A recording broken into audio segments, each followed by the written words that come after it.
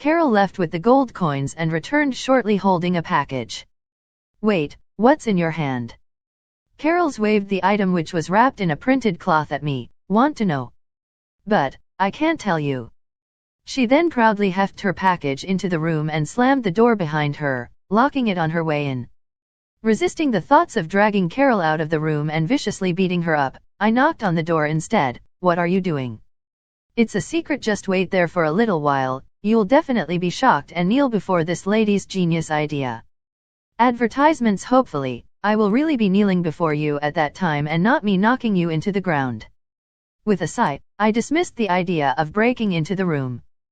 Carol might be very unreliable, but what if she really comes up with some great ideas? Everyone can have a flash of brilliance every once in a while, right? I sit back at the table in the lobby and called out to the waiter, give me some more food. Of course, the waiter immediately dropped what he was doing and ran to the kitchen. I don't know if I'm imagining it, but it seems like the waiter is very passionate about serving me. That's one of the many advantages of being cute. After about 2 hours, several rounds of food had been served, the sky gradually darkened, but Carol was still locked up in the room. Impatiently, I walked to the room's door for the 7th time and roared, Carol, are you dead in there? Still not ready yet? Well, wait a minute, I'm almost done, don't worry. After another 2 minutes or so, Carol finally spoke up again, okay, you can come in now. Carol, you better not have been doing anything weird, otherwise I opened the door and walked in. I found Carol wearing a crimson dress sitting in front of the dresser with her back. Perhaps from the sound of me opening the door, Carol jumped up proudly and said, how is it? Not bad, right? I bought this specifically for tonight's plan. Was the red dress specifically chosen to draw attention? If you combine it with Carol's pretty face, it will indeed have a great appeal to people, especially men. Perhaps it will work wonders in the operation tonight. Advertisements. Well, not bad, I didn't expect this, Carol. I guess your head isn't just for display sometimes. Of course, this lady, wow. Lilith, you called me stupid again. Cough. I played it off with a dry cough and asked, but why did it take you 2 hours to put on clothes? Of course it wasn't just clothes, the next thing is this lady's highlight. I 100% guarantee that it will catch the fancy of those slavers. Carol said before turning around so she could surprise me. You did your makeup, right? Wow. Lilith, how did you figure it out in such a short while? Carol had stiffened before turning her neck a fraction. Something time-consuming that will make you more attractive. If it were a man, I'd have to guess, but since it's a woman, I can think of no other possibilities besides makeup. Advertisements. That's only natural. Who do you think I am? You. I wanted to surprise Lilith. I guessed her secret, so Carol was saddened. She hung her head and turned around. Raise your head, otherwise I won't be able to see it clearly. Oh. Carol lifted her head. After that, it was as if I was brought back to my past life, when I was 13 years old. The old gentleman and I were squatting at the fence of an elementary school playground, watching a group of youthful kids dancing on stage, dazzling the audience as if they were fairies wrapped in sunshine.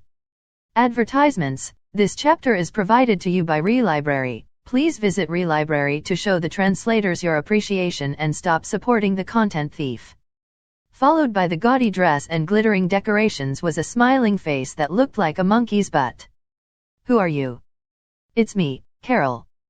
Carol poked her cheek with a finger to make a cute, terrifying face, and said happily, am I pretty now?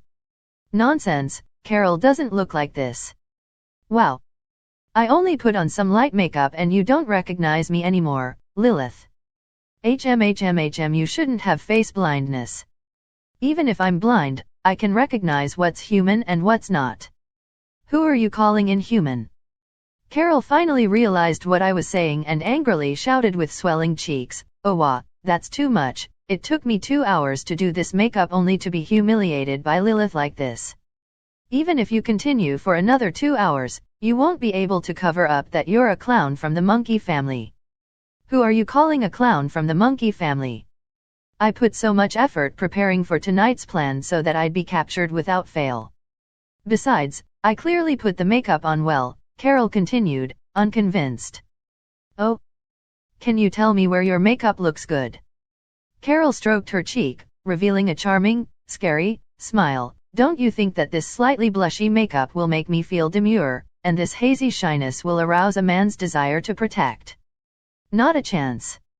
I pulled Carol's cheeks out and said, that much cosmetic powder will only make your face thicker. Ouch, it hurts. Well, let's get rid of the makeup. It's getting late, we should head to the pre-signed spot. I released my hand and found that my fingers were also dyed red. How much makeup did this girl use? No, Carol wrapped her arms around her chest and turned her face to the side, refusing to listen. Come on, I said coldly. I won't go. Carol remained stubborn and turned farther away. Go. Won't go. Go. Won't go. If you don't go, I won't feed you. Then I won't eat, and I won't go either. Looks like I need to get rough. I rolled up my sleeves and was ready to force Carol to remove the makeup, but as soon as I caught her, she took the opportunity to flop on the ground to throw a tantrum. Don't do it. Don't do it. Don't remove the makeup I took 2 hours to put on, please don't. Advertisements. As I looked at Carol flailing her limbs on the floor with her eyes closed, a strong sense to switch teammate crossed my mind. My desire to beat Carol here and now was also incredibly strong.